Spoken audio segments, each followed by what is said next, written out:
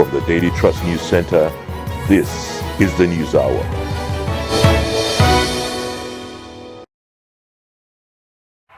Tonight on News Hour, bandits abduct 5 university students in Katsina, 1 suspect arrested. More bodies recovered in Kebbi boat accident. Senate confirms 3 additional ministerial nominees. And from the international scene, Pakistan orders Afghan asylum seekers out of the country following rise in border attacks. Hello and welcome to Trust News Hour. I am Sumaya Abubakar, and now the details. Now, 5 female students of the Federal University Dutse Ma in Katsina State have been abducted by suspected kidnappers and bandits. The students were kidnapped in their residence off campus located along Teskia Road. Earlier, our reporter in the state, Abdullahi Yamadi, brings us up to date on the situation. Well, according to reports, the 5 female students kidnapped are from Kano and Nasarawa states, and 2 of them are in their final year.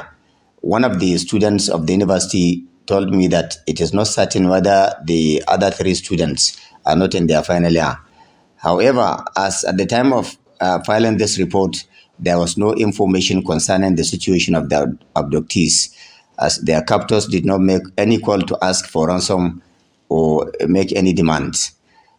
Students confirmed that following the kidnap incident at the Federal University in Gusau of Zamfara State, the Furthermore authorities have instructed that all their students should ensure that they remain indoors from 10 p.m. daily. The head of the public relations unit of the university, Habibu Umar Aminu, confirmed that the incident happened around 2 a.m. on Wednesday, and efforts were ongoing to rescue the victims. On the side of the police, the spokesman in Katsina, ASP Sadiq Aliu Abubakar, told me that 1 person suspected to be an informant to the terrorist was arrested. He added that some other people were also arrested for involvement in the abductions of the female students. Aliu also maintained that there were coordinated efforts to rescue the students unharmed because they don't want to engage the terrorists head-on. There are some tactical maneuvers that are required to rescue the kidnapped victims. Meanwhile, the Speaker of the House of Representatives, Tajuddin Abbas, has lamented the resurgence of abduction of students at tertiary institutions by bandits in the northwest region of Nigeria. He raised the concern in a statement by his special advisor on media and publicity, Musa Abdullahi Krishi, on Wednesday, following confirmation by the Katsina State Police Command on Wednesday of the abduction of 5 students of the Federal University Dutse Ma in the state. He said the students' abductions pose serious threats to education in the north as well as anywhere else in the country. Speaker Abbas called on security agencies to rescue the abducted students and prevent any recurrence. He therefore charged the military and relevant security agencies to, as a matter of urgency, rejig their architecture and approaches to ensure security of all Nigerians. The Commander, Operation Safe Haven, and General Officer Commander 3 Division of the Nigerian Army, Major General A.E. Abubakar, on Tuesday met with the Fulani leaders and stakeholders of Mangu local government area of Plateau State over the missing of Ardo of Panyam, Ademu Idris, in the area. The meeting, which held at the headquarters of 3 Division of the Nigerian Army, Rukuba Barrack, Jos, was aimed at improving peace and harmony between the warring parties of Mangu local government area. Adamu Ado Musa completes the story. The Ado of Panyam reportedly went missing since September 23rd, while he was returning from a visit to the district head of the area. Till date, his whereabouts is still unknown, although the Ado's corpse is yet to be seen. The state chapter of Miyetti Allah Cattle Breeders Association of Nigeria alleged that the Ado was killed in Panyam area. an allegation that an umbrella body of the Panyang District Development Association denied. Addressing the stakeholders during the meeting, Major General Abubakar appealed to all parties to live peacefully with one another, irrespective of their differences, as that is the only way to ensure societal development. You all agree with me that over time, especially in the last 3 months since I assumed command, we have done a lot to improve security of our general areas.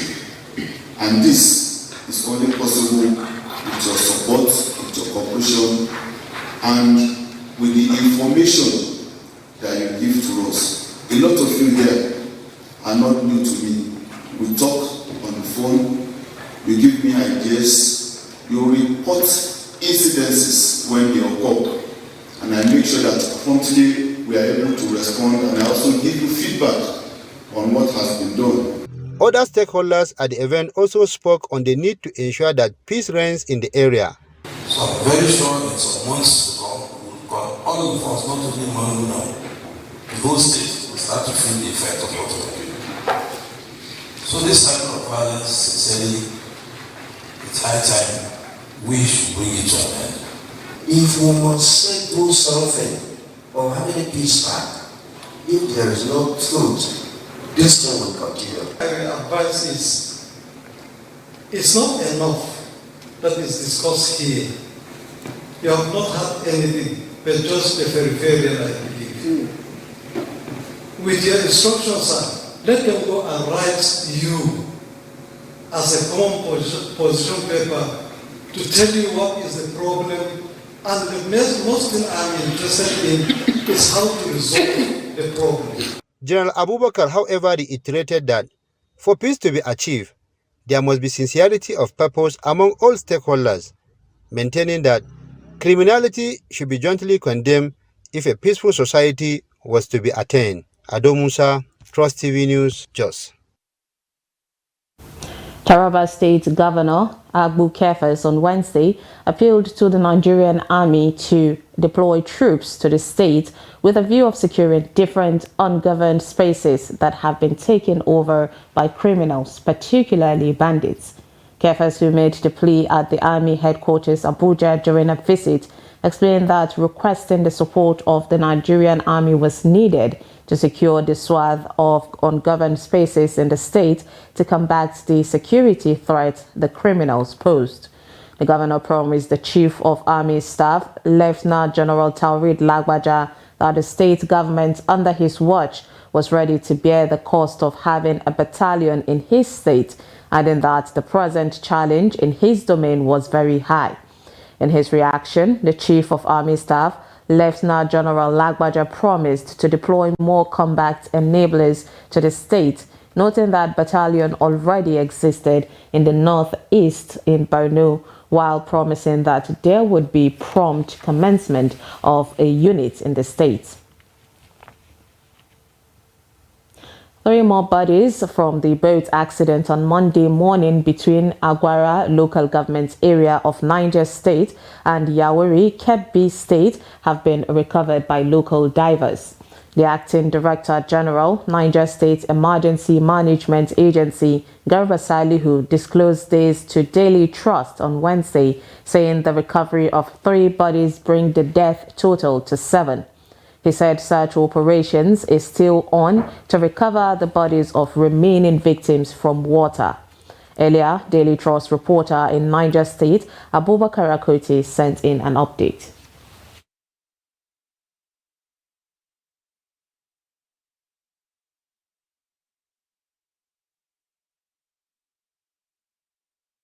On the latest boat mishap in Agwara local government area of Niger State, between yesterday and today, 7 more bodies have been recovered from water by local divers, and the identities were given by the Niger State Emergency Management Agency.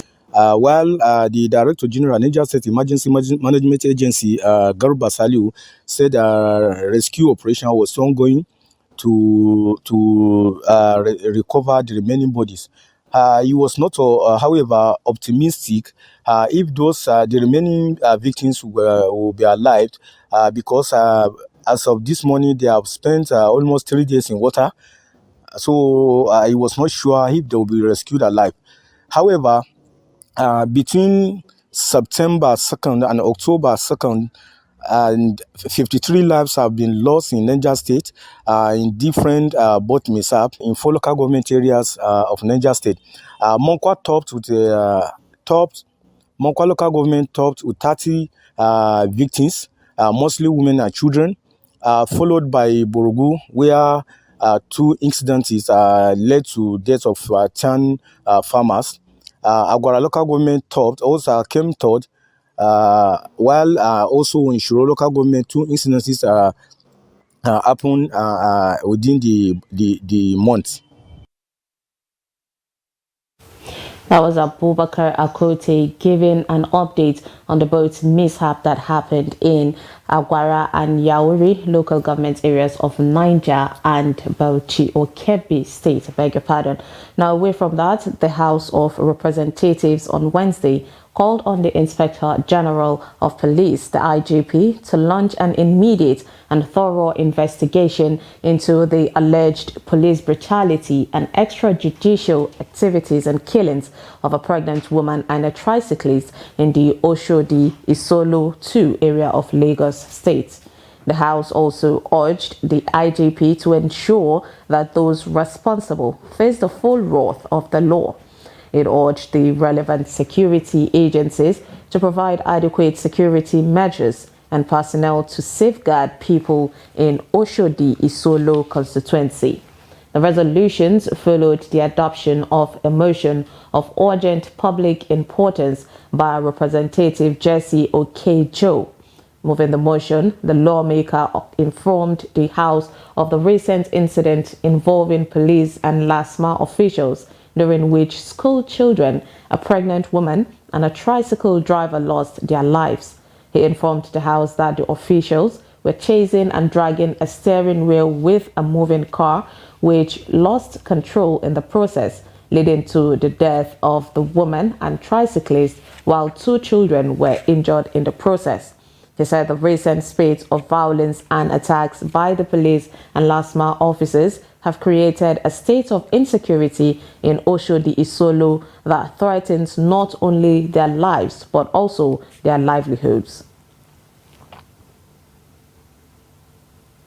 Meanwhile, the Senate has confirmed the nomination of Balarabe Abbas Lawal from Kaduna, Jamila Bio Ibrahim from Kwara, and Ayodele Olawande from Ondo as ministers. Majority of senators supported their confirmation in a voiced vote immediately after their screening exercise on Wednesday during plenary. Balarabe from Kaduna had collapsed at the Senate chamber when he appeared before the senators. Balarabe, who was the second nominee to be screened after Jamila, collapsed more than 15 minutes into his screening exercise. After Balarabe had finished reading his profile before the senators, the Kaduna lawmaker, while endorsing Balarabe's ministerial nomination, said all the 3 senators from the state have no objection to his nomination. Akpabio immediately ordered journalists and cameras out of the Senate chamber while the live streaming of the screening was also halted.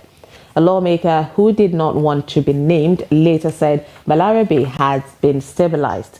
The Senate resumed the ministerial screening almost 1 hour after the incident. Speaking before the calling, the last nominee, Senate President Godswill Akpabio, said Balarabe admitted that he was exhausted, having overworked for some days before the screening.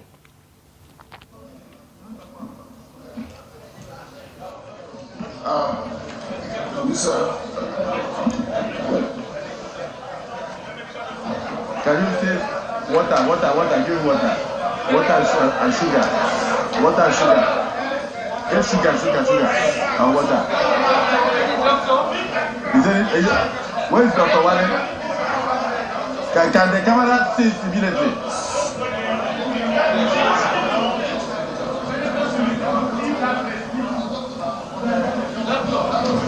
Can we have a closed session? Will the cameraman please leave us? Will the cameraman please leave us? The House of the Representative on Wednesday resolved to probe the alleged indiscriminate issuance of certificates of no objections by the Bureau of Public Procurement, the BPP, and non-compliance with post-procurement audit. The House mandated its Committee on Public Procurement to carry out the probe and also consider the biannual reports submitted by the Bureau in the last 6 years and make their findings known to the public. This followed the adoption of a motion by Representative Peter Akpanke on the need to investigate the indiscriminate issuance of certificates of no objection by the BPP. He informed the House that the provisions of Section 6, subsection 1C and Section 16, subsection 1B of the Public Procurement Act 2007, the Bureau of Public Procurement is authorized to issue a certificate of no objection to contracts awarded by relevant procurement entity. He also noted that the powers vested in the Bureau are aimed at ensuring that the letters and spirit of the Public Procurement Act are complied with, making sure the government gets value for money while contracts awarded are within relevant thresholds backed by budgetary allocation. He said the Bureau has consistently engaged in underhand dealings in the grant of certificates of no objection, thus abusing the power of make pecuniary gains and increasing incidences of abandoned and failed projects across the country. The committee is to submit its report within the next 6 weeks. The Chief Justice of Nigeria, Olukayode Arinwola, has asked the newly sworn-in 23 Federal High Court judges not to take for granted their oath of office, as they have entered into covenant with God to dispense justice without fear or favor. The CJN, who gave the directive shortly after administering oath of office on the newly appointed justices, also aimed at or reminded them of the need to uphold judicial integrity, fairness in the discharging of their duties, as sanctions await any act of misconduct. Trustee Shafiu Suleiman reports. Do solemnly swear that I will be faithful and bear true allegiance to the federal. And that I will preserve, protect, and defend the Constitution of the Federal Republic of Nigeria. So help me. I perform my functions honestly, to the best of my ability, and faithfully in accordance with the Constitution of the Federal Republic of Nigeria and the law. One after the other, the 23 Federal High Court justices take their oath of office and allegiance. The CJN, Justice Olukayode Arinwola, who presides over the ceremony, was quick to remind the newly appointed High Court justices of the implications, responsibility and expectations of their new status. By virtue of the oath you have just taken, my lords, you have automatically assumed new status and responsibilities in life. A new blank page in the book of life has just been opened for you. And as it is with public office, especially the judiciary, you are completely open to daily public scrutiny. The pen is right there in your hand to write whatever you desire to be the content of the new page that is now openly displayed in the public domain. One of the 23 newly sworn-in justices speaks on how they will exercise the responsibility bestowed on them. This is part of the judicial career. Once you've been shown the judicial career, you know that these are the tenets you must have to respect. He talk about integrity, he talk about the honesty. All those things are the elements that make up a good judge. And since we decided to venture in those career, we will continue to ensure that we uphold those spirits and we will distinguish ourselves. A retired High Court judge, whose daughter was amongst the appointed justices, and a senior advocate of Nigeria, speak on the expectations and the judicial burden on the new judges. As far as I'm concerned, they are going to add more to the Federal High Court, because when you see all of them, they are all great people. because it's a sign of recognition of the hard work of those who are appointed. Then it's also a time for deep reflection by them. The new appointed justices of the Federal High Court were selected amongst equals in line with the requirements of the Constitution. They are to undergo orientation and training before they are posted to various jurisdictions. They are coming at a time the nation's judicial arm is facing enormous public scrutiny due to high expectations that the judiciary is the only hope for the common man. Shafiu Suleiman, Trust TV News, Abuja. Meanwhile, a Southeast-based private legal practitioner, Damian Nosike, has renewed calls for the independence of the judiciary in Nigeria. Nosike made this call, said that the celebration of nationhood without full autonomy for the judiciary is an aberration. Ajibade Praise tells us more. Though activities have resumed with businesses and services operating in full in the state following the expiration of the Independence Day holidays, reactions are still pouring in from various sectors on how the nation has fared so far. For this lawyer, the continuous interference in the judiciary by the executive arm of government over the years has brought the said arm of government to an unbefitting status, insisting that something must be done to abort the trend if we must have a nation that works. The executives who feel that they can strangulate the other arms of government. Now, it is very sad that when you come to a state where the three arms of government ought to be independent, you can't tell me that the chief judge of a state would want to buy vehicles for the judges or other incidentals for the performance of their duties. They will go cap in hand to the executives.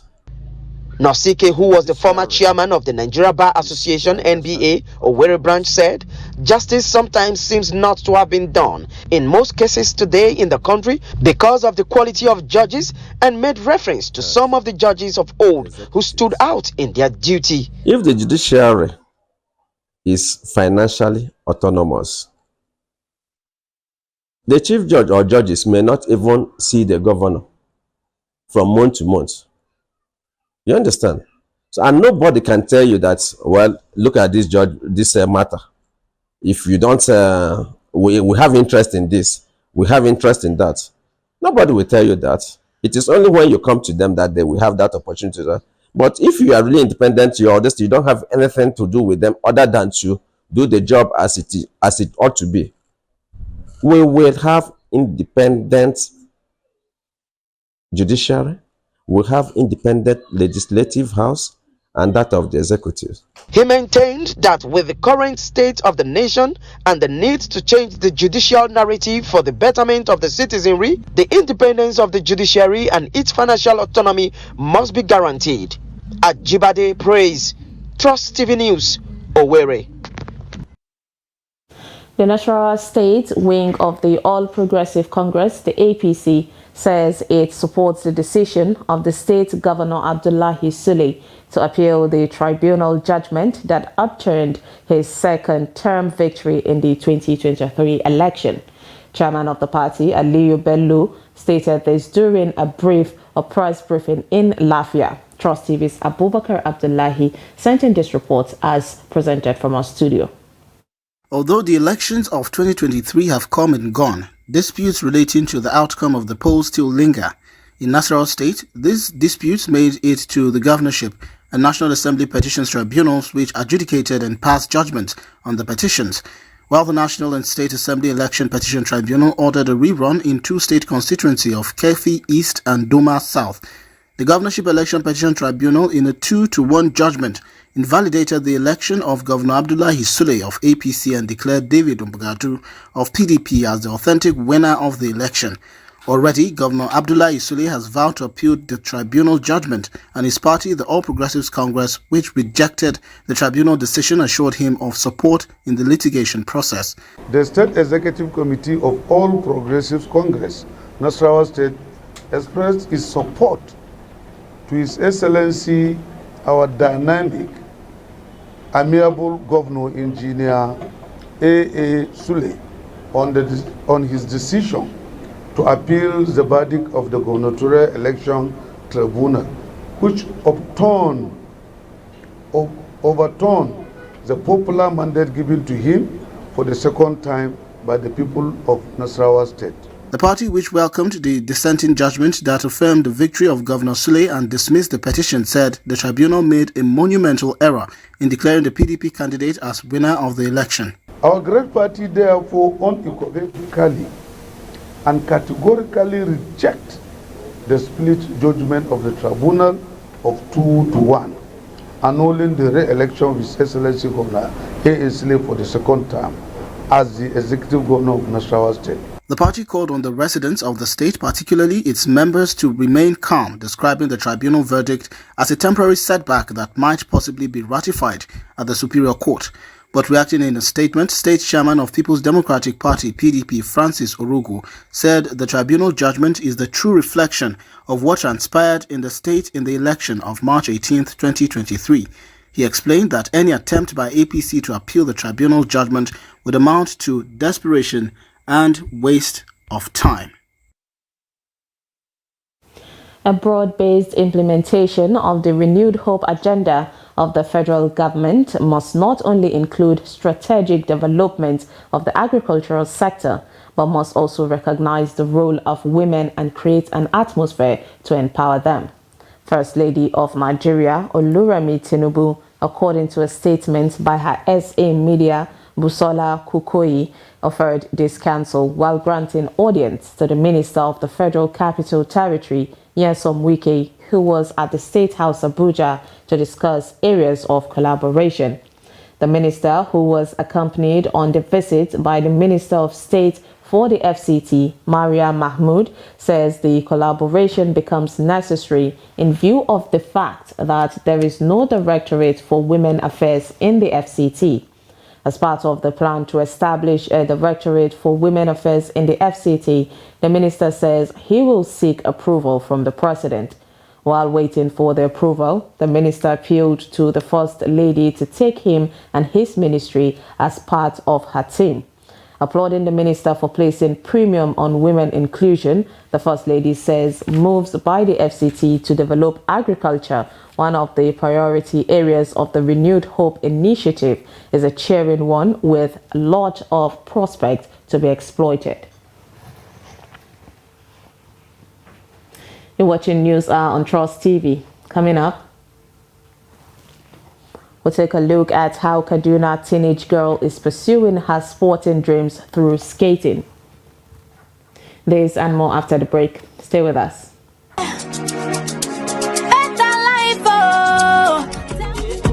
That's right, you too could be one of the 20 Zenith Bank customers that will win 150,000 Naira every 2 weeks from June 1st, 2023 until May 31st, 2024 in the Zenith Better Life Promo 3. To qualify, simply open a Zenith Bank account.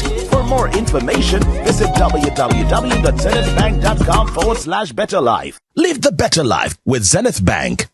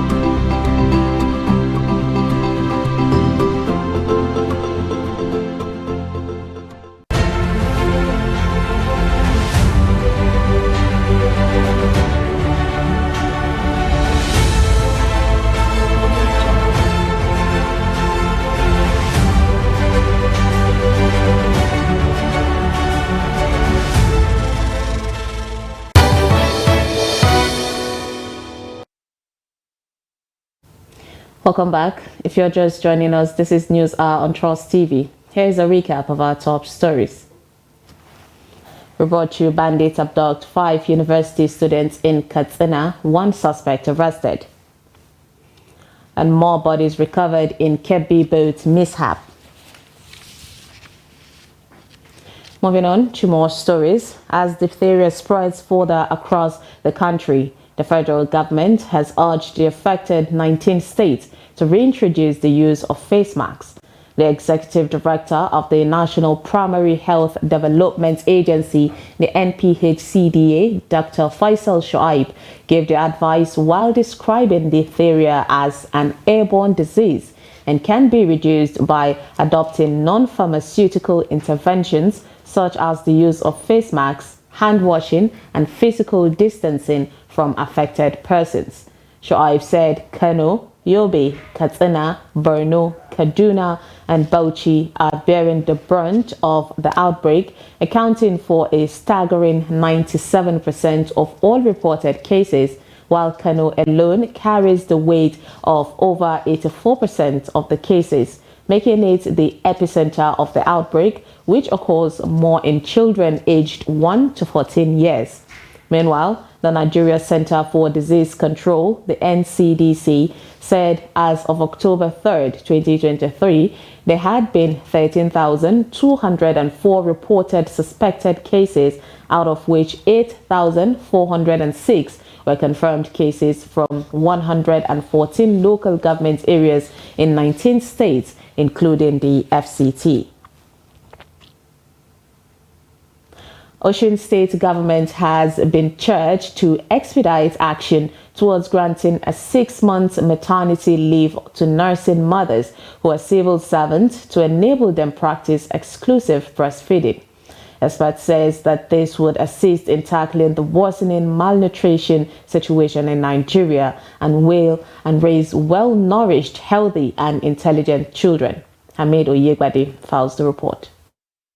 Among the southwest states, including Ekiti, Lagos, Oyo, Ogun, Ondo, only Osun is yet to approve the 6-month maternity leave for nursing mothers working with government. The World Health Organization recommended 6-month maternity leave for nursing mothers as one of the strategies to tackle malnutrition through exclusive breastfeeding. Osun State government currently allows nursing mothers to spend only 3 months on maternity leave. They are now advocating for the 6-month period. If the 6-month maternity leave is granted in Osun State, it will bring about the good bond between the child and the mother. The mother will have enough time to breastfeed and as well create a kind of cordial relationship between mother and child. 6 months maternity leave, I think, is okay for every breastfeeding woman because there won't be any room for milk, for other supplements like milk, water, concoction, and so on given to babies at the crèche. So the mother will be at home with the baby. I think if the 6 months maternity leave is granted to working mothers in Osun State, especially civil servants in the states, is going to be of great benefit to both the child and the mother.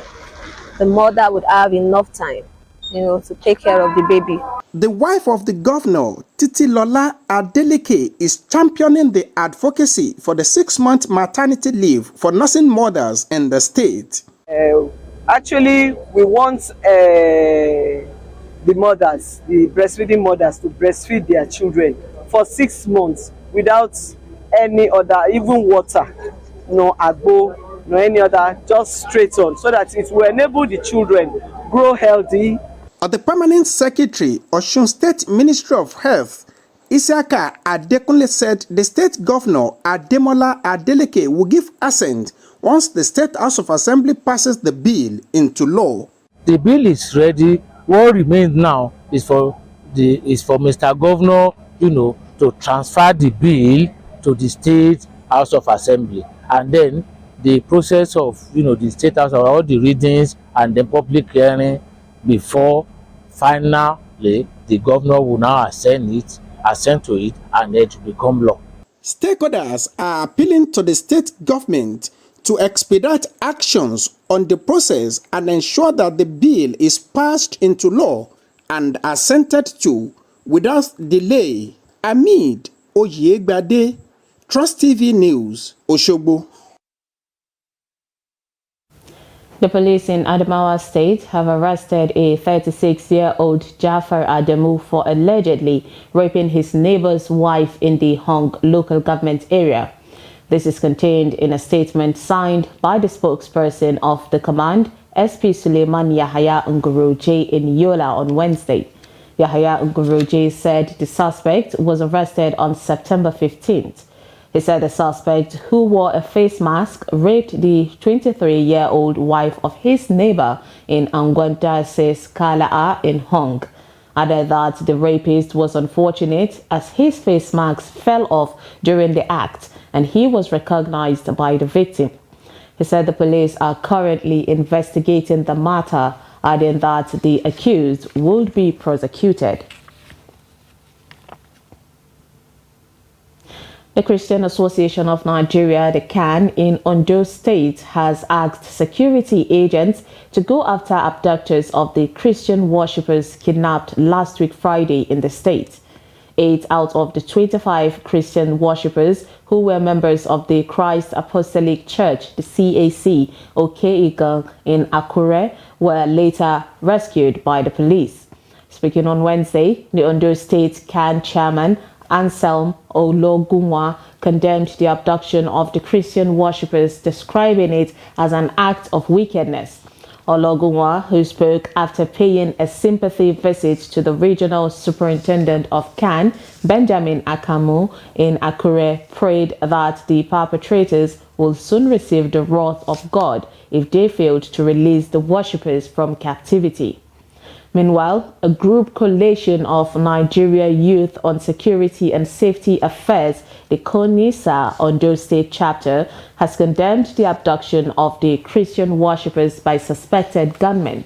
In a statement issued on Wednesday by its state coordinator, Osewa Adesina Vincent, the group expressed worry that the Ifon route in Owo Ose local council area of the state had become notorious.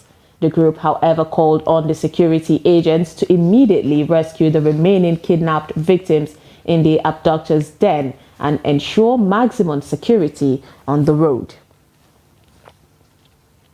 The Nigerian Army has urged troops of Operation Hadenkai fighting Boko Haram insurgents in the northeast to adopt a soft and hard approach in countering terrorism and insurgency. Speaking during a one-day lecture organized by the Defense Headquarters at the Theatre Command Officers Mess, Maimalari Military Cantonment in Maiduguri, the Theatre Commander Major General Gold Chibuisi noted that the troops are in need of how to handle the soft and hard approach to be able to convince the populace and the insurgents to accept peace and reconciliation process. According to him, now more than ever, the Boko Haram insurgents are accepting the peace process rather than being in the Sambisa forest fighting a senseless war. Chibuisi, who was represented by his Deputy Major General Olatokunbo Bello, explained that security agencies and challenges cannot be dealt with efficiently using kinetic power alone, adding that soft and hard approaches are to be combined to achieve success in the fight against terrorism. He said the lecture is coming at a time when the troops will be sensitized even further on how to get the other side to come and surrender their weapons and enjoy what it is to live a peaceful life. There are divergent views by many Nigerians about the performance and impact of the Tinubu administration on the state of affairs 4 months in as socio-economic conditions continue to worsen following the removal of fuel subsidy. The targeted palliatives designed to cushion the effect of the removal of fuel subsidy having little or no impact on many residents in Kano, who argued that the government needs to do more. Idris Jibrin reports. 100 days and counting. That is the duration of President Bola Ahmed Tinubu in office. One may say it's too early to measure the performance of the president, but not according to these people who troop into the market on a daily basis to buy foods. It is the subsidy removal that further complicates things for most Nigerians. However, within the last 100 days, Tinubu says he has saved over 1 trillion naira from the subsidy, but residents in Kano are yet to start feeling the impact. We are not coping very well. The current situation is very hard, we are not even coping well. But we are just thanking God. Things are getting out of hand. What we believe that this new government will give to us is no longer what we are seeing. This is just his 100 days in office and things are like this. I will still have more 3 years and 200 and something days to go. So the things are not going well. Across the commercial city of Kano, fuel is now sold at between 650 naira to 700 naira per litre. In a recent news conference, the APC Amalgamated Support Group in Kano assured that the current hardship is only temporary and that there is renewed hope for national development. Now, with hundreds of people rushing to a filling station like this to buy less expensive petrol, the price of food items and other essential commodities continue to skyrocket. Concerns are growing that things may likely continue to get worse. Idris Jubrin, Trust TV News, Kano. The weather of Maiduguri in the past 2 days has become hazy, with many fearing it may be a sign that the rains are over. The dusty atmosphere residents say may also have health implications. Trust TV's Beatrice Kuruti spoke to residents on what they make of this strange weather. The report. It is the second day Maiduguri, the capital city of Borno, is experiencing hazy weather. The dusty weather has not only affected visibility among drivers within the metropolis, but has also forced some residents to wear face masks. Although the month of October still falls under the rainy season, some residents, however, describe the change of weather as strange.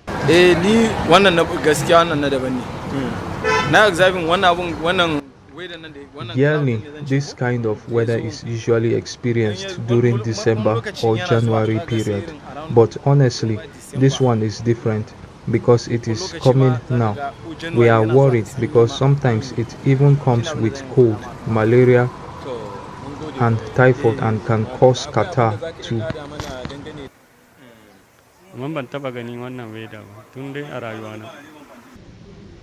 All the years I've spent in Maiduguri, I've never seen it happen at this period, and it affects me. That's why I wear a face mask. I have catarrh and I don't want it to get worse.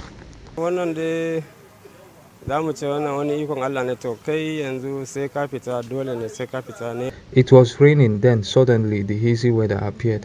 I am not surprised to hear people say it will cause diseases and stop people from going out.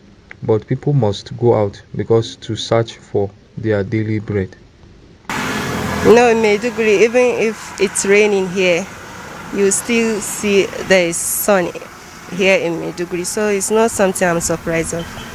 Experts have advised that residents remain indoor or wear face masks to protect themselves from any health implications that may arise because of the weather.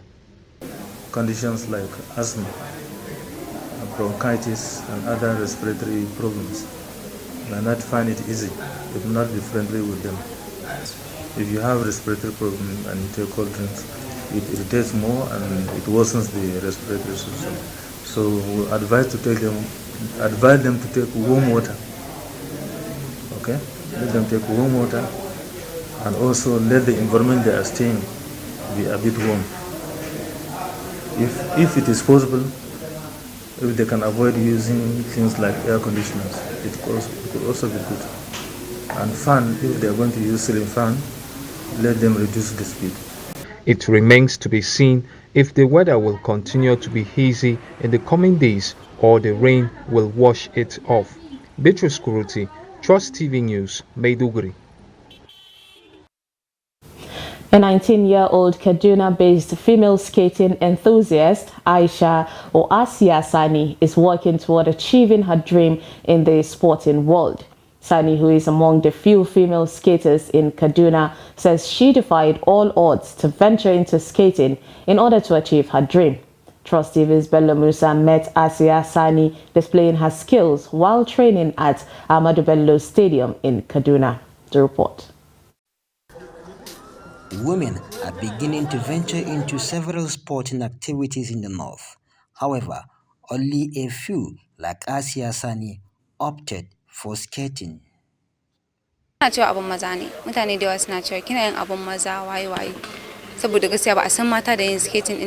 ask me why I participate in men's activities, but I love skating even though I'm in the midst of boys. But that doesn't discourage me. I know most women are afraid of the game. They say it's risky, but I'm not afraid at all. Sani, who lost her father, is now under her mother's care and support.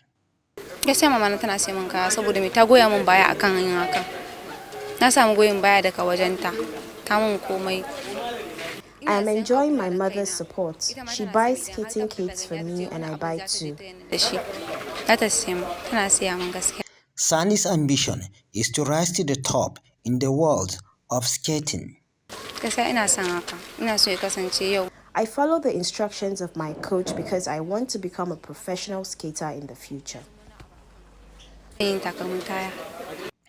Besides excelling in skating, Sani wants to acquire education, help her pursue her dream. Bello Musa, Trust TV News, Kaduna. You're still watching News Hour on Trust TV. We will return shortly. It was never a consensus. We did all our best. You see, in politics, you give your contribution to the best of your ability. If you want, I'll forward to you this statement. You go to this bank and verify.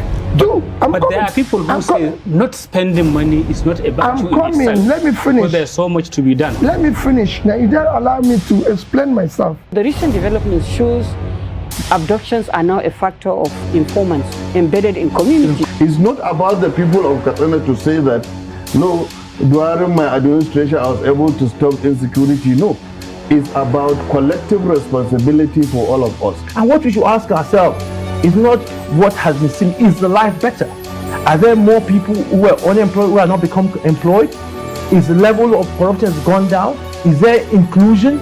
All those issues. We're actually a gas country with associated oil. Our focus has always been on oil, that we have never paid significant attention to gas. To do it effectively, we need to have honest conversation with ourselves. Government needs to come down from its higher horse and communicate with the people and build trust. There must be a solution.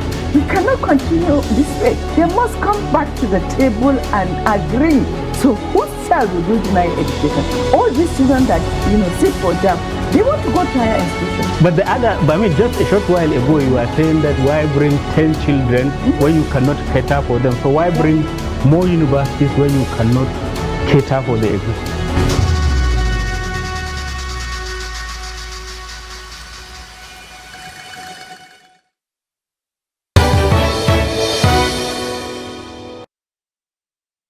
Welcome back and thank you for staying with us on Trust News Hour.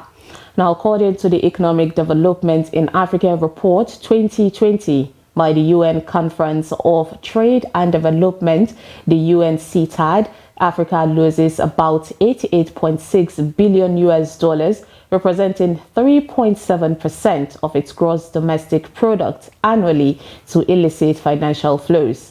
In Nigeria, the Attorney General of the Federation and Minister of Justice, Lateef Fagbemi, says it has been estimated that Nigeria loses an average of 1 to 18 billion naira annually, or dollars. In this report, Noel Sampson speaks to civil society organizations and parliamentarians on ways to tackle the menace of illicit financial flows in the country and in the continent as a whole. The report. The drain on resources and tax revenues caused by illicit financial flows blocks the expansion of basic social services and infrastructure programs that are targeted at improving the well-being of capacities of our citizens. It means fewer hospitals, schools, police, roads, and job opportunities, hence the need for the situation to be addressed. If there's a goodwill from the political leaders in this country, if the legislators can also play their role, it is possible they can block the leakages and expose corruption. And they can also legislate and ensure implementation of the laws that we have that can help to prevent further money laundering and illicit financial outflow, because there's a huge consequences of financial outflow from Nigeria as a result of illicit outflow. The best way to have and to curb the illicit financial flow is having stringent and effective laws in terms of legislation, be it the beneficial ownership regulations, beneficial ownership transparency, having effective laws in terms of capability in fighting the anti-money laundering issues, because this is a big issue that is draining lots of resources globally. However, the role of the legislature cannot be undermined in dealing with the issues of illicit financial flows in Nigeria and the continent at large.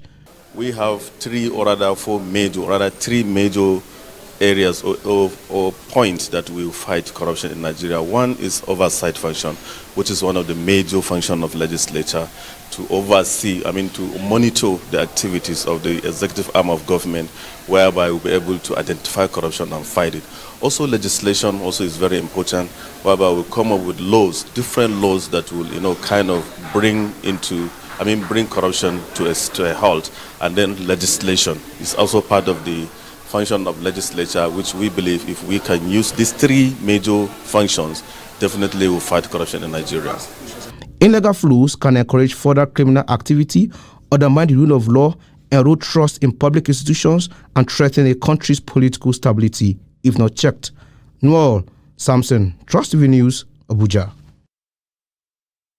From the international scene, Pakistan has ordered all unauthorized Afghan asylum seekers, an estimated 1.7 million people, to leave the country by November. A spike in attacks along the two countries' border, which Islamabad blames of Afghanistan-based operatives, has escalated tensions this year. It has also fueled resentment in Islamabad, which on Tuesday announced a crackdown on illegal migrants. The Taliban government urged Pakistan to rethink its unacceptable moves. In a statement on X, formerly known as Twitter, its embassy said more than 1,000 Afghans had been detained in the past 2 weeks.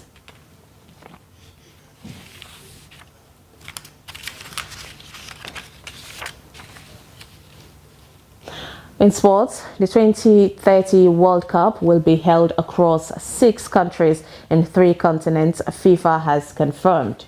Spain, Portugal, and Morocco has been named as the co-host, with the opening 3 matches taking place in Uruguay, Argentina, and Paraguay. The opening matches in South America are to mark the World Cup's centenary, as it will be 100 years since the inaugural tournament in Montevideo. The decision is said to be ratified at a FIFA Congress next year. Let's now join Emmanuel Fashemi for more sports updates. Nigeria-Japanese featherweight boxing champion Ridwan Scorpion Oyekola will be making a return to the ring against Ghana's Emmanuel Kwati since his defeat via unanimous decision to Keisuke Matsumoto on 30th August 2023. The bout-tagged homecoming is approved by Nigerian Boxing Board of Control, will take place at the Indoor Sports Hall of National Stadium, Surulere, Lagos. Other notable boxers to feature include Kebiru Toolawi and Chidi Enoma, who battles in the cruiserweight category. Sunday Oferi faced Tohi Wasiu in heavyweight class, as Adeyemi Adekala take on Otto Joseph in the leatherweight level. Meanwhile, two female boxers will also participate at the event. Barakat Adebisi goes up against Selina Ogu. The homecoming fight is bid for 27th October 2023 in Lagos, Nigeria. And in football, Nigerian Premier Football League organizers NPFL has taken steps to curb possible drug abuse among players of the league. The league body will work with NFF, CAF, FIFA to eradicate use of illicit substances in sports, and these will commence soon with random tests of players. Enlightenment campaign will be launched and displays on matchday stadium boards alongside various media channels. The chairman of the league body, Honorable Gbenga Elegbeleye, confirmed that the test kits has been purchased and the random dope test will be carried out in the weeks ahead as the league enters match day 2 of 2023-2024 league season. And that is it on sports. I am Emmanuel Fashimi.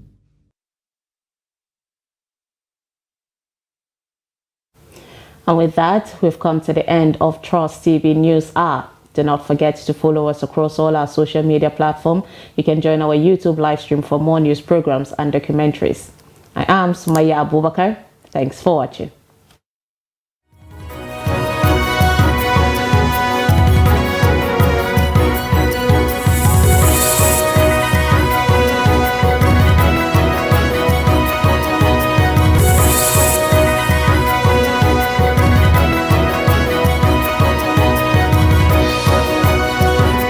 From the Daily Trust News Center, this is the News Hour.